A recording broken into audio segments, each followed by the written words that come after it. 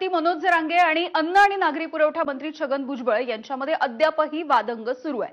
आरक्षणाचा जीआर बदलल्यास एकाही नेत्याला फिरू देणार नाही असा इशारा मनोज जरांगे पाटील यांनी दिला। तर देशामध्ये लोकशाही आहे, जरांगेशाही येणं शक्य नाही असं भुजबळ म्हणाले। एका समाजाच्या दबावामुळे आरक्षणाचा जीआर काढला गेलाय असा आरोपही भुजबळांनी केलेला आहे।